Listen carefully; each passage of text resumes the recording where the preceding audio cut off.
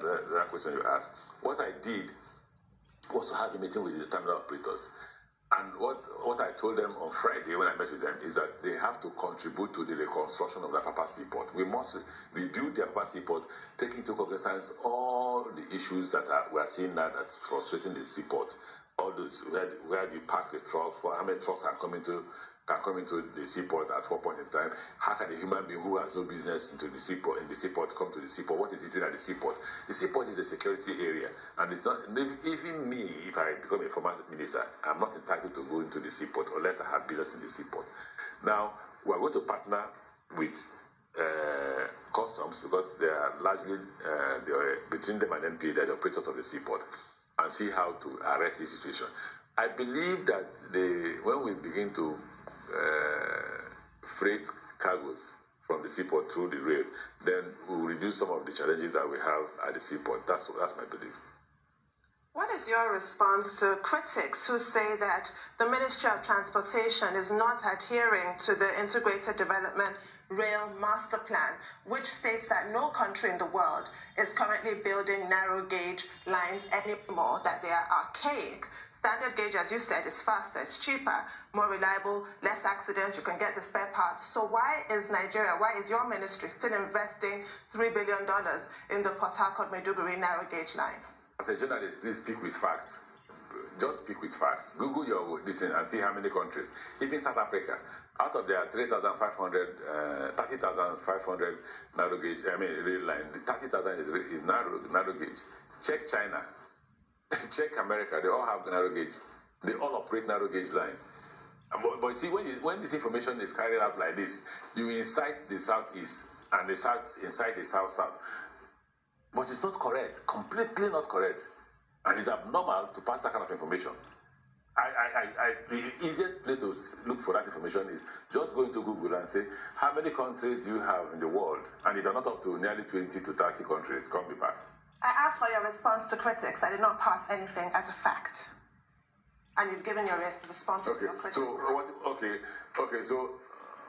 then tell the critics to do more studies. No, you've just done that. It's important that Mr. Amaechi, real quickly, I want to know in total what's the kilometer of all these rail lines all over the country that you're doing, and how much was spent per kilometer? I mean, what does the cost come down to per kilometer?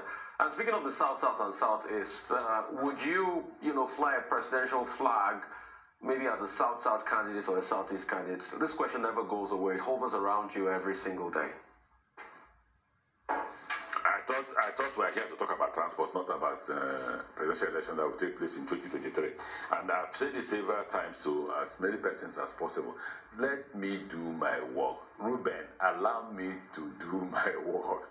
I have not been sacked by the president, neither have I resigned, nor has our tenure come to an end. I'm currently the Minister for Transportation, and I'll continue to discharge that responsibility until such a time that I'm unable to discharge such responsibility again. Please, I don't want to be distracted. That would be the answer to the question. And what was the other question, Ruben, please? No, total tracks in kilometers. And this is Rufai. This is Rufai you're saying it. Total tracks in kilometers for all I thought it was Ruben. No, this is Rufai you're saying it. Total tracks in kilometers for all the tracks across the country. And how much did the cost come down to per kilometer of track you did? Rufai, I won't be able to know that without the necessary documents. It will require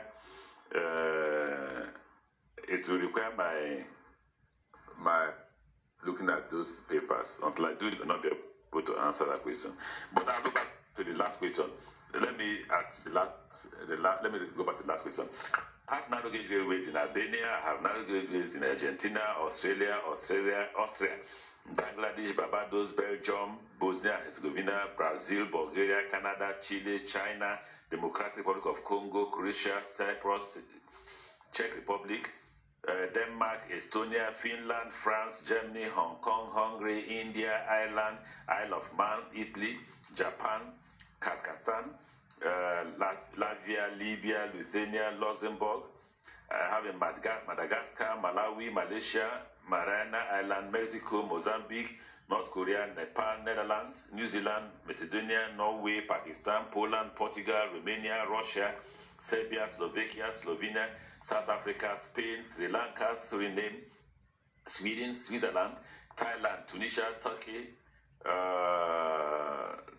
Ukraine, United Kingdom, and United States of America. Have I answered the question? Those critics will find that handy, but the Nigerian National Rail Plan says no to narrow gauge. And the Honorable Minister, before we begin You're also wrong. You're also wrong. You simply say that we should rehabilitate the narrow gauge. Well, Mr. Amaechi, before we wrap up, why does the Ministry of Transportation why does it have a cash-only payment policy? The notice to passengers at Ladiri, cash only at the various train stations. Kaduna Abuja is electronic. You're wrong. Kaduna Abuja is electronic. Okay, but I'm quoting the Abeokuta station. The Abeokuta station.